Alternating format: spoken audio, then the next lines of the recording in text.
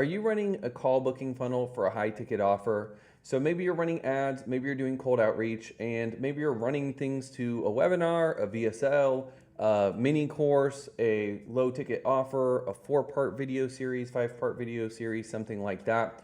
Well, I'm going to walk you through one of the most common mistakes that I'll see newer advertisers making when really trying to lock in their campaigns on cold traffic and find something that they can really scale. So I was having a conversation earlier today with someone who's doing about a 1.5x return on ad spend on YouTube. Now, maybe you've heard the old saying that if you can put $1 into ads and you get $2 out on the other end, you'll never go broke. Well, you can definitely go broke if you put $1 into ads, you get $2 out, and it costs you $1.50 to fulfill. So for every client you'd be losing 50 cents. That's a fast path to the poorhouse. What we typically see is if I'm going to make this work and I'm selling courses and I don't have much labor in the delivery, I really need to be at about a 3-to-1 in most cases for it to be sustainable and something that will work in the long term.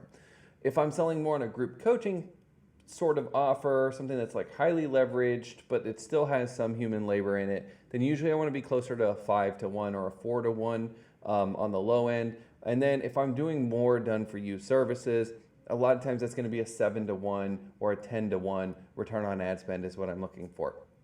So when you're doing about a 1.5 return on ad spend, meaning you're putting $1 in, you're getting $1.50 out, it's just enough to keep you going and feel like, hey, maybe I can crack this nut.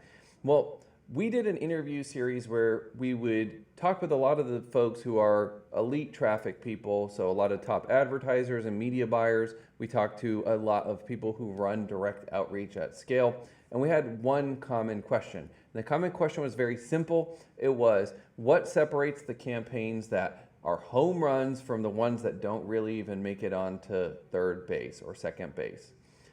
Well, every person ended up having the same answer. I thought it would be something that was like unique and amazing, and each person would have this perspective that they would color in, and I would learn so much from every different person. What we ended up finding was everybody had the same exact answer. So the second piece here is what was missing in most of these funnels, and that is what is lead nurture. So for most book a call funnels, what I'll find is people try to go straight from lead gen to the next part, which is conversion. So they try and run from lead gen to conversion instantly. Now, the reason this happens is because there is a segment of the market that will go from lead gen to conversion. So maybe you guys are running something like a mini webinar funnel with power offers. And if you've ever run something like that and you've seen my trainings I've done with Joel, we've run that system a lot. It's a really great way to get some initial momentum, get out the gate, make sure your offer's working. And Joel's whole premise is to go after sales qualified leads, not marketing qualified leads. And he makes a very key distinction, which is the distinction between a sales funnel and a marketing funnel. So a sales funnel is there to generate sales qualified leads, and a marketing funnel is there to generate marketing qualified leads. The whole method to the madness is that 3% of a market at any given time is ready to make a purchasing decision right now today.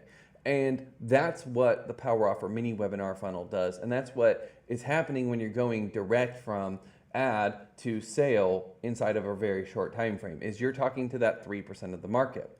But we like to look at buyers in 3 key categories. So you'll hear different people have different ways of saying this, but you'll hear you have your hot buyers, your warm buyers, and your cold buyers. Or you'll also hear us talk about it as you have right now buyers, you have soon buyers, and you have someday buyers. So our goal is at scale to be able to convert a lot more soon and someday buyers and accelerate the deal velocity on the soon and someday buyers. And how do we do that? Pretty simply, lead nurture. Lead nurture is the key to really unlocking that extra edge of scale in a campaign. And then once you do that, you really start to see things will flow smoothly. You'll hit these first few pieces. As long as your fulfillment's dialed in, you're getting expansion, so you maybe are upselling, cross-selling, or you're getting good referrals, then you enter what we call the happy client loop. This is where things get really fun. You're in a growth loop. Basically, you're putting in more and you get out even more, which then recycles back in, and it creates this feedback loop or a flywheel effect, which is what we're looking to design in business. And ultimately, this lead nurture piece is something that most folks just gloss over and don't understand. So you're going to find there are multiple aspects to lead nurture, and there's a lot of different ways that you can do lead nurture. So I'm going to run through a few of my favorite ways for lead nurture, and then if you guys have any questions, just drop them below. As well, you can also check out my other video on the top 3 funnels we're seeing right now. If you have any questions, or maybe you're stuck on lead gen, I would definitely check out that video, because it's a really good way for you to see what's working in the market right now today from behind the scenes in 2022. But for lead nurture, the main things that I look at, so one-to-many sales events. Now, a lot of folks, they juxtapose, or they'll create this divide of, oh, live webinars are dumb, you should make it evergreen. And then other people are like, oh, evergreen's dumb, it converts better at live. You know what I've found? Do both. In fact, I really like to have a dedicated evergreen webinar, which is going to help me warm up a lot of people. And then I'll have an actual live webinar or live trainings that I can cycle between. And that's going to help me knock in an extra group of people, because there is something to be said for when people are live on a call, you can see other people live on that call, and those people are engaged. Those people are edifying your expertise and your authority. Those people are signaling that they want to work with you. It does help drive further demand and trust and get people to accelerate through your pipeline. So a webinar, specifically live, works especially well when you're looking to accelerate your lead nurture. The second thing that we look at is pillar content. Pillar content is absolutely crucial. So pillar content is like this video here. So our YouTube channel is full of pillar content. If you go to our site and you check out our blog, we have resources out the wazoo. And that's us just taking what we're hearing on phone calls and constantly putting more and more pillar content back into the market. So that way we can help people over time gradually recognize that we understand their problem, we understand the situation that they're in, we have the knowledge in order to solve it, and demonstrate that we are clearly the authority on this subject matter. So that's what we use pillar content for. It's extremely thorough. Usually there's a lot of belief shifting, there's a lot of objection handling, there's a lot of answering FAQs. So that way, when someone does get to the call, they're 80 to 90% of the way there. They feel like they've answered a lot of their questions, and they're really just need a little tap, a little putt, just to get them right into the cup. Then the last one that I absolutely love is going to be daily emails. Daily emails, most people think that your audience doesn't want to hear from you daily. I can tell you, you are incredibly wrong if that's what you're believing. I thought the same thing. I used to think, oh my gosh, nobody wants to be spammed. I don't want to be that annoying person.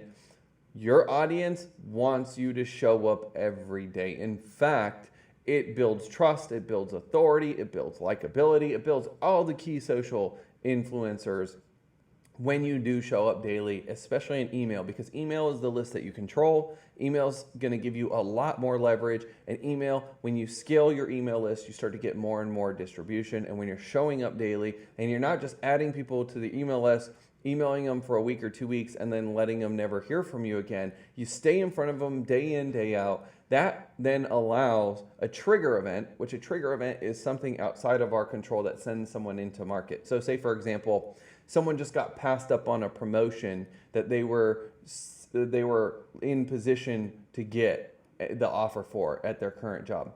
Well, that's a trigger event that would send someone into market for career coaching at that moment.